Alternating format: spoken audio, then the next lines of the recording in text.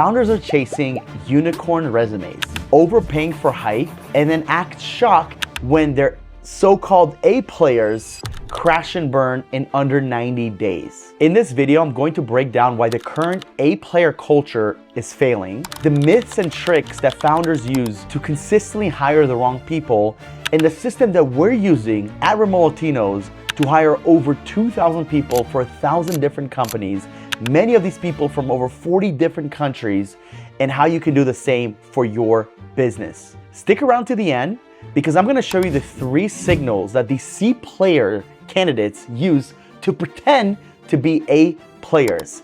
This is a game changer. Now, let's dive in. So let's start with the myths of what is an A player. Many founders think an A player is determined by someone's resume or their video introduction or the fact they graduated from an Ivy League school. But here's the reality. An A player has some of those traits that I just discussed, but an A player possesses much more. In reality, an A player is someone who consistently gets results, adapts under pressure, and makes their team and manager's life much easier. However, the myth of an A player leads to 2 outcomes. 1 is hiring pedigree over performance, and 2, assuming this A player is going to come in and fix your company when in reality there's processes and systems and so many wrongdoings that even a true A player cannot come in and fix that, let alone a mythological A player. So now the reason A player culture fails, or I should say the myth of an A player culture fails, is because founders are hiring reactively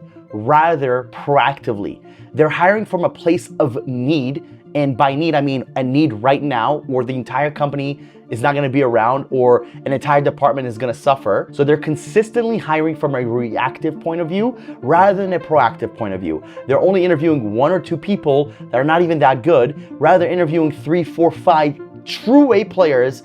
But in order to get those A players, they had to go through 20, 30, or maybe even 40 candidates that went through the process, applied properly, did skill tests, did a personality test. Again, they're interviewing from a very small pool, most likely a pool of people that are not even qualified, and then they're hiring on the spot. And because of this, they're skipping a lot of the vetting process that it takes in order to identify an A player, right?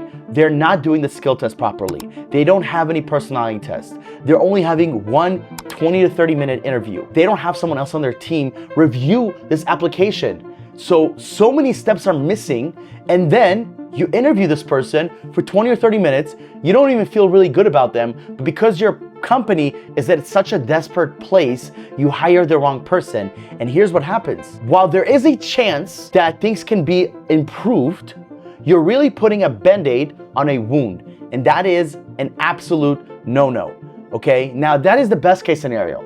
The more likely case scenario is now whatever wound was created, maybe it was with your marketing funnel, maybe it's a sales issue, maybe it's a system issue. Well, now the wound has gone deeper and deeper because now you're spending time with the wrong person that's probably not gonna be here for the long run. They don't know what they're doing because they have little to no experience doing this. Now you're hoping and praying that this B, most likely C player, is going to fix a problem that you either don't have the time for or don't have the experience or knowledge for. That is a ginormous red flag. And believe it or not, so many founders go through this on a regular basis. They're hiring B- or C players because they're being so reactive instead of going through the proper way of finding a team member. I'm gonna give you guys an analogy that hopefully will click. I hope that if you're watching this and you have a significant other in your life, whether it's a husband or a wife, that you guys did not get married within 1 or 2 weeks of knowing each other. Now, sometimes you meet someone and you have a really good feeling about them, and maybe instead of taking years, it takes a few months. Sure, and we all know that's still a little bit rushed, right? But most likely, from my experience and from seeing other people, they get married after 2, 3 years of dating someone, living together, introducing them to their family, friends, going all over the world, going through the ups and downs of relationship, and really honing and getting to know this person. Now, while I'm not telling you to do the same thing in your company to take 2 or 3 years to hire someone, I am telling you that the same way you bring people into your life, whether it's your significant other or a friend and someone into your circle, you need to do a similar process with candidates, because these are people that are gonna be part of your family. You're gonna be spending time more with a lot of your team members than you do with your significant other, definitely with your friends, and definitely with your acquaintances. So why would you not pick the right person? That's crazy. You're gonna be spending at times 8 to 12 hours per day with this person. You're paying this person. You're giving them your time and energy that can never be brought back. It's super crucial to bring in the right people in the beginning by not hiring reactively, by hiring proactively, and by understanding the myth of what an A player is, which is the perception of an A player, someone that has a degree and has a nice resume and looks good on their video, versus doing the entire vetting process, which is skill testing and personality testing, and having them answer a ton of different questions just to apply, and having multiple sets of interviews, having interviews with different people, right? Creating another test based on that interview. And then when you onboard them, giving them a 30 to 60 up to a 90-day trial period to really see how things are going. That is how you properly hire and onboard someone, because otherwise you're gonna consistently run into an issue of hiring these B and C players. And B, I'm being very candid when I'm saying this, most likely these are C players because you also had a pool of only C players. You didn't have the option of hiring an A player, and now you're forced to be stuck with this person. That is what you want to avoid at all costs. Now let's dive into the 3 fake signals that I mentioned in the beginning of the video that you need to monitor on a regular basis. The first one is the polished talker. This person is smooth. They speak perfect English. Even more so if you're hiring offshore, whether it's Mexico, Colombia, or the Philippines. The polished talker is someone that talks very smooth. They have what we call game. However, their track record, their resume, their experience, and their skill did not match that, right? You're already questioning whether you want to do an interview with them, but you're like, I'm going to give them a chance. And then you got on the interview and you are almost flabbergasted of how good they sound because their skill test and their resume does not match that, right? It looks like they were bouncing from job to job to job. Maybe they didn't stick around long enough in the industry or the niche that you're in. So be very careful with a polished talker and don't let someone smooth the way of talking sell you into just hiring them, right? Be cognizant and create testings around the actual job that they're going to do in order to avoid a polished talker to take advantage of you and your company. Number 2, it's the perfect resume. What do I actually mean by that? I mean, this is someone that has worked maybe 1 or 2 jobs for multiple, let's just say 5+ years. They have moved up, and for some reason, it seems too good to be true. For some reason, they weren't able to figure it out with their company. Right? Now, I'm not saying I want people that bounce from job to job to job. No, I actually like people that stick around.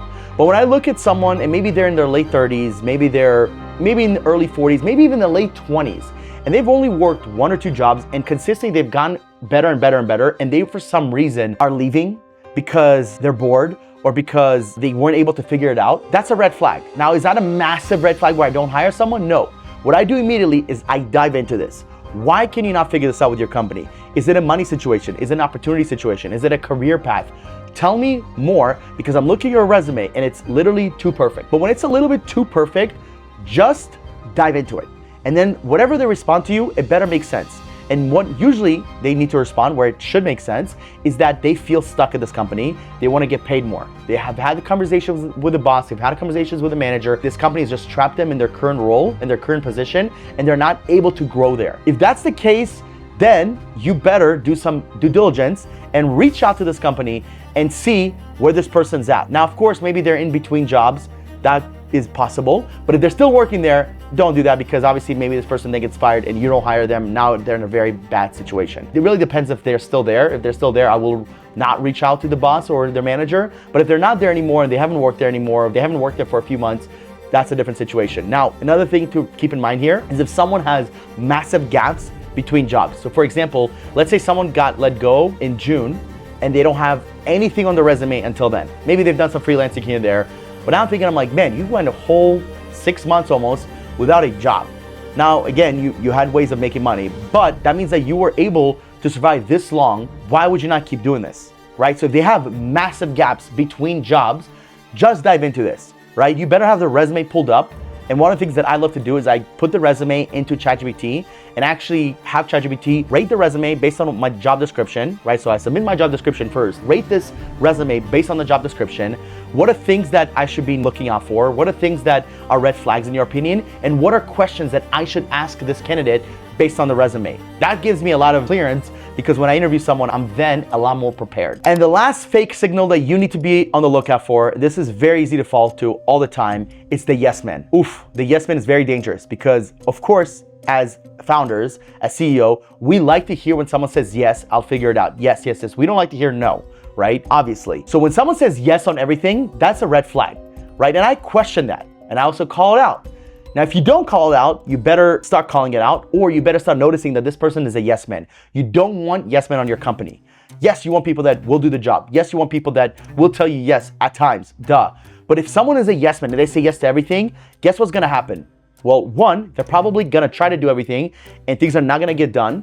Or two, if they do get done, they get done on an average, at best, performance. So that's not good. I want things to be done on a great level. I want things to be done when I rate it, I give it a freaking A. And in order to do that, they're gonna have to say no to certain projects. They're gonna have to say, hey, I actually am not capable of doing this, or I don't have the time to do this. If you keep asking them things and they say yes, yes, yes, yes, yes, and you don't call it out, and then you hire them and then things don't work out, that is your fault.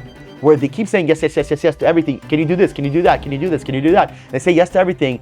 Now you dive into this. How are they gonna do that? What if they don't have the time to do that? What if things don't get done?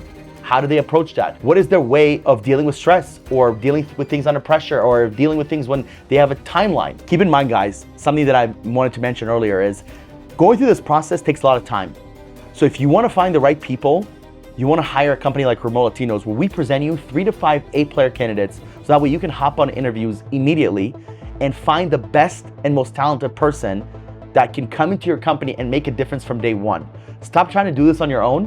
Maybe it's time to invest into a way to do this the right way, so that way you can finally get back your time, scale properly, and this is gonna sound cliche, but live your dream life. You did not start this company to work another job. You started this company to live a good life, take care of the people that you love, and just overall be a real business owner. So head over to remotelatinos.com. Let's help you find that A player. Now, before we finish the video, I wanna talk about one last thing. And this thing is called what actually works. What actually works, guys, is to remember, true A players are built through systems, not slogans. True A players come into a company that already has their P's and Q's together and build on top of it and make it better and continuously help the company grow and scale, rather than try to rebuild everything from scratch. Keep that in mind, because a true A player wants the best opportunity and the best way for them to get paid what they're worth. A company that doesn't have their P's and Q's together, doesn't make a lot of money, is not profitable, is not going to attract a true, once again, a true A player. So this means your systems, whether it's on your front end, on your back end, your processes, right? How you generate leads, how leads go through your entire process of booking an appointment, how leads get the fulfillment of whatever they paid for. If once they pay, what's your sales process like? What is your marketing process like? What are your operations like? These are things you wanna have a perspective on from top to bottom, so that way you can attract A players. So there's 2 things here that are at play. One, A players are attracted based on the company that you currently have. And 2, A players are retained by the processes and systems that you have. This is very important, because an A player that comes into a shitty company that doesn't have anything together is not gonna magically fix anything. Yes, can they help? Absolutely. But will they help? Do they have the motivation and inspiration to help? Wouldn't it make more sense for them to go to a company that probably will pay them more and has more of their P's and Q's together? Yes. So that's something to remember. Please, if you're looking to hire immediately, then look into your company, go through the process yourself as if you are a lead, whether it's on the front end, whether it's on the back end, clean up everything, create a very descriptive job ad, and be able to understand what it's like to actually be an A player. In order to attract an A player, you must be an A player. In order to attract high-level leaders, you must be a high-level leader. Now, I made a video talking about how to hire A player setters. So it's gonna be linked right here. Please go ahead and click on that so you can learn how to hire A player setters. Thank you so much for watching the video. Like, comment, subscribe. I'll see you in the next one. Os.